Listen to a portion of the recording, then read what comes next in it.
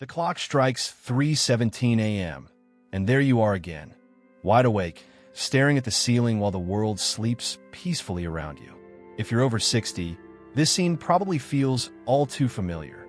You're not alone in this midnight vigil, and more importantly, you're not losing your mind. What started as an occasional restless night has somehow become your new normal. Maybe you find yourself lying there thinking about your grown children, replaying conversations from decades past, or simply wondering why sleep, something that came so naturally for most of your life, now feels like an elusive friend who only visits briefly before slipping away again. Here's what nobody talks about in those generic sleep articles. This isn't just about getting older. This 3 a.m. awakening is your body's way of communicating something deeper, something that speaks to the profound changes happening not just in your sleep patterns, but in your entire relationship with rest, reflection, and what it means to age with grace and wisdom. For those embracing life after 60, these quiet hours might actually hold more significance than you realize. While the world tells us that waking up at 3 a.m. is a problem to solve, what if it's actually an invitation? An invitation to understand your body's new rhythm, to embrace the emotional wisdom that comes with decades of living, and to discover what senior empowerment really looks like when it comes to your health and well-being. The truth is, your sleep is changing because you are changing. Your brain, your hormones, your life circumstances, and even your spiritual connection to the world around you are all shifting in ways that would naturally affect how and when you rest. But instead of fighting against these changes, what if you could work with them? This isn't about accepting poor sleep as an inevitable part of aging.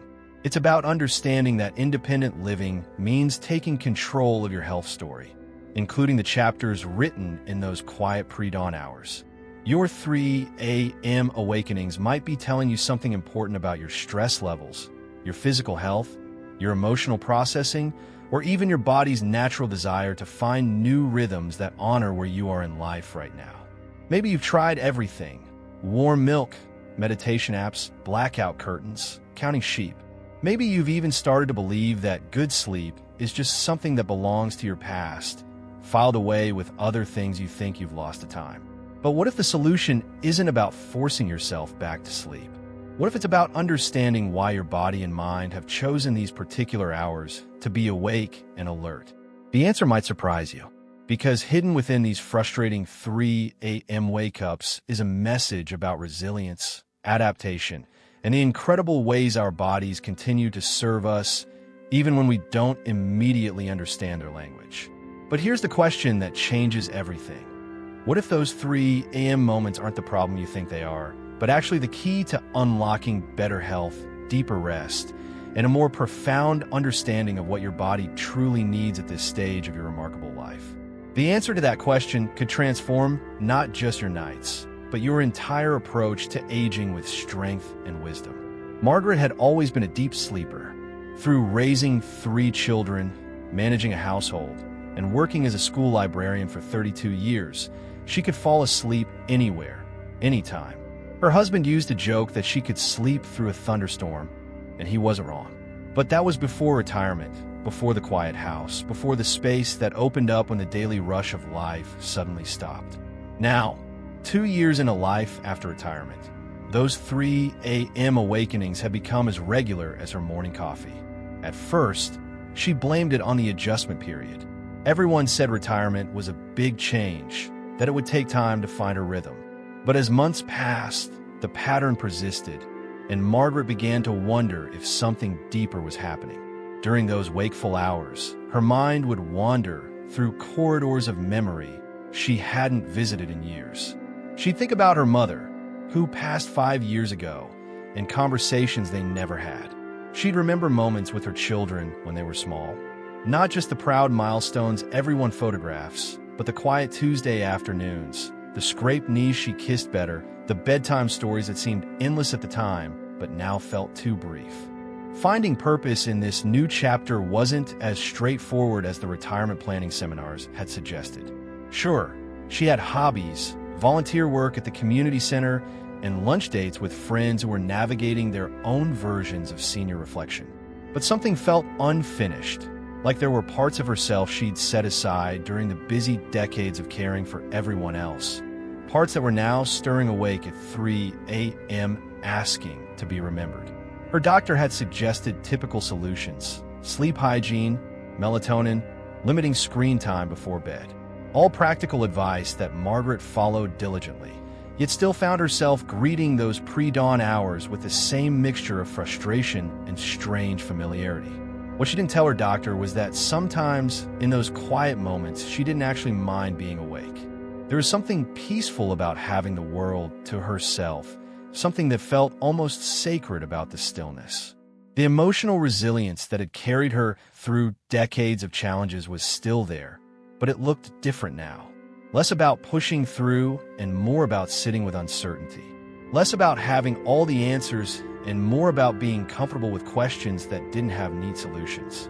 This was territory her younger self hadn't prepared her for, the complexity of aging that goes far beyond physical changes. Her friend Dorothy had mentioned similar sleep struggles, and so had several women in her book club. They'd laugh about it over coffee, calling themselves the 3 a.m. Club. But beneath the humor, Margaret sensed they were all grappling with something larger. A recognition that their bodies and minds were asking different things of them now, requiring a new kind of attention and understanding. But what exactly were those 3 a.m. hours trying to tell her? And why did the answer feel both urgent and impossibly elusive?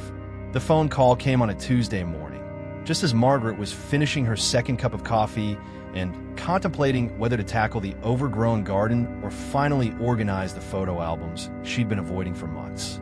It was her daughter, Sarah, calling from 3 states away with news that would shift everything Margaret thought she understood about her carefully constructed retirement life.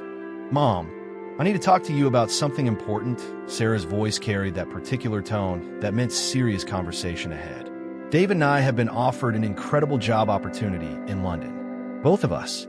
It's a 2-year contract, maybe longer." The pause stretched across the phone line. "We want to take the kids with us, of course.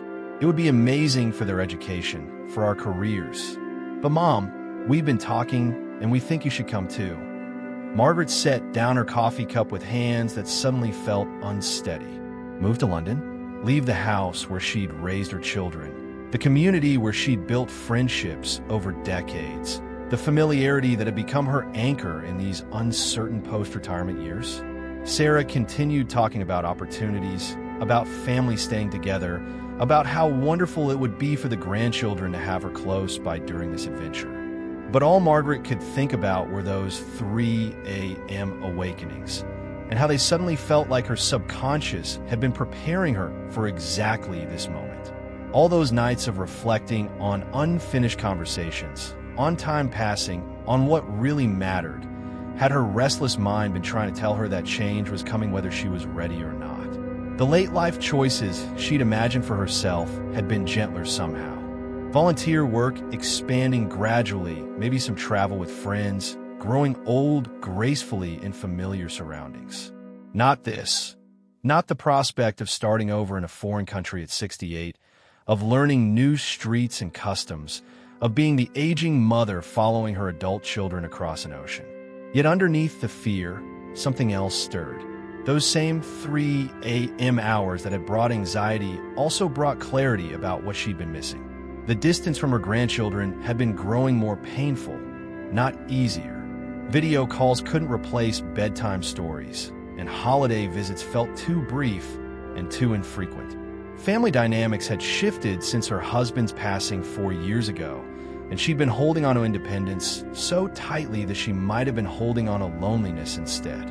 Sarah was still talking, explaining logistics and possibilities, but Margaret found herself thinking about second chances and what aging with dignity actually meant. Did it mean staying safe and comfortable, or did it mean staying open to the unexpected? Her mother had always said that life's biggest opportunities often came disguised as impossible decisions.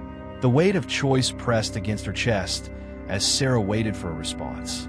Everything Margaret had built her retirement security around was suddenly being called into question, and the answers she gave would determine not just where she lived, but who she would become in whatever years remained ahead of her. "Can I think about it?" Margaret finally managed, her voice smaller than she intended. Sarah's understanding response felt like both relief and added pressure. After hanging up, Margaret sat in the kitchen that had witnessed decades of family breakfasts, homework sessions, and late-night conversations with teenagers who thought their problems were the end of the world. 3 days later, while she was still wrestling with Sarah's proposal, the mail brought something that stopped her cold. A thick envelope with her name, written in handwriting she hadn't seen in 25 years. Inside, a letter from Robert Shun, her college roommate Catherine's younger brother, someone she'd lost touch with when life pulled them in different directions after graduation. "Dear Margaret," the letter began, "I hope this finds you well. Catherine passed away last month, and while going through her things, I found something she'd kept all these years. She always said she meant to return it to you, but never found the right moment." Enclosed was a small notebook, its pages yellowed with age, her poetry journal from college, filled with verses she'd forgotten she'd ever written. But it was the second part of Robert's letter that made her hands tremble. Catherine also left instructions. She'd been following your career over the years, and she knew about your recent retirement. She wanted you to know about the teaching position at the international school in Singapore. She'd been volunteering there for the past 5 years, working with children who need English language support. They're looking for someone with your background, someone who understands both literature and how to connect with young minds. Catherine thought you'd be perfect for it. Margaret stared at the notebook, memories flooding back of late nights in the dorm room, writing poems about dreams and possibilities, about the person she thought she'd become. Catherine had always believed in her potential, had pushed her to submit her work to the college literary magazine, had insisted that Margaret's gift for reaching people through words was too valuable to waste. Here was rediscovery after 60 in the most unexpected form. Not just the return of forgotten dreams, but the emergence of a path she'd never imagined. Singapore, teaching children from around the world, using skills she'd honed over decades in ways that could make a real difference. The timing felt impossibly perfect and terrifyingly complicated. Now, she had 2 life-changing opportunities pulling her in different directions. Sarah's invitation represented healing family bonds and staying close to the people she loved most. Catherine's posthumous gift offered new beginnings and the chance to rediscover parts of herself she'd thought were lost forever. Both required leaving behind the safe, predictable life she'd built. As she sat holding the poetry journal, Margaret realized that those 3 a.m. awakenings had been preparing her for more than just one difficult choice. They'd been preparing her for the possibility that at 68, her life was far from over. It might just be beginning in ways she'd never dared to imagine. That night, Margaret didn't fight the inevitable 3 a.m. awakening. Instead, she made tea and sat by the window with Catherine's journal, reading her own words from decades past. One poem stopped her cold. Verses about a woman who built walls so high to protect herself that she forgot there were doors she could open whenever she chose. The young woman who wrote those lines had understood something that the older Margaret had forgotten. The emotional closure she'd been seeking wasn't about choosing between Sarah's offer and Robert's opportunity. It was about recognizing that wisdom with age meant understanding she didn't have to choose at all. Not in the way she'd been thinking. She picked up the phone and dialed Sarah's number, not caring about the time difference. "Sweetheart, I've been thinking about London," she began, her voice steady with newfound clarity. "What if I came for 6 months? Long enough to help you settle in, to be with the grandchildren during their adjustment, but not so long that I lose myself in your life instead of finding my own." Sarah's surprised joy carried across the ocean, but Margaret wasn't finished. "After that, I want to try something that scared me 40 years ago. I want to teach again, but differently this time. I want to help children who are far from home find their voices, the way your father helped me find mine when we first met." The plan took shape over the following weeks with a precision that surprised everyone, including Margaret herself. 6 months in London, then a year in Singapore, then a decision about what came next.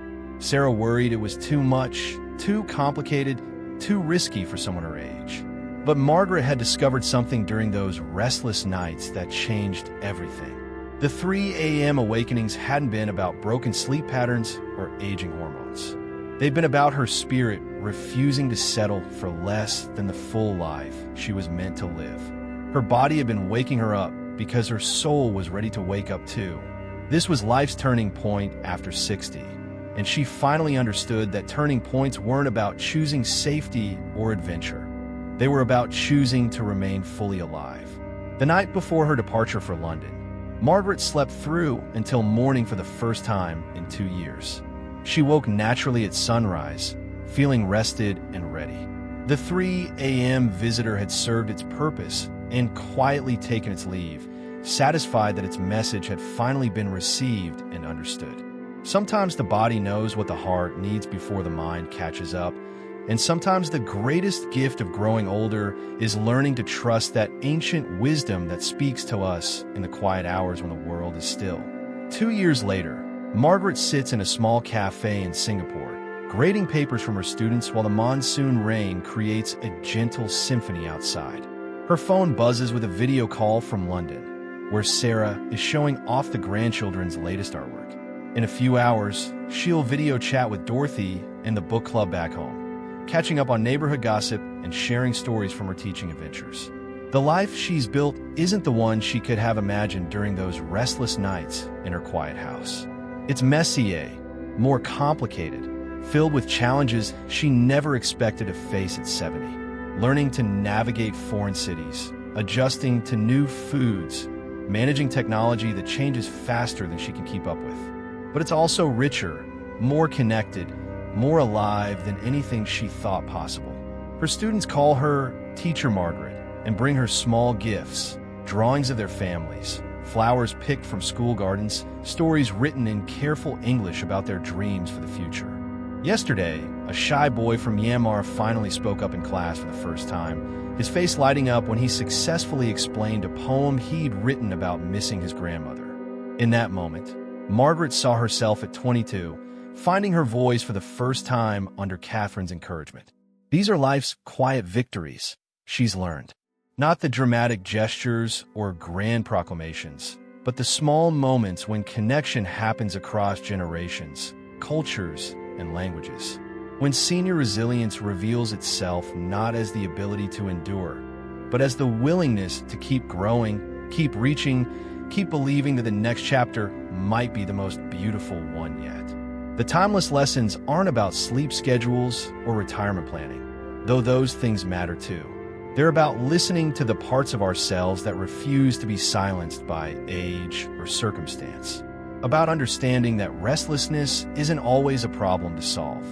Sometimes it's an invitation to step into a version of ourselves we didn't know was waiting. Margaret still wakes occasionally at 3 a.m., but now it's usually because she's excited about a lesson plan or thinking about a student who needs extra encouragement. The difference is profound. Waking from anticipation instead of anxiety, from purpose instead of emptiness. She's planning to return home next year, but home will mean something different now.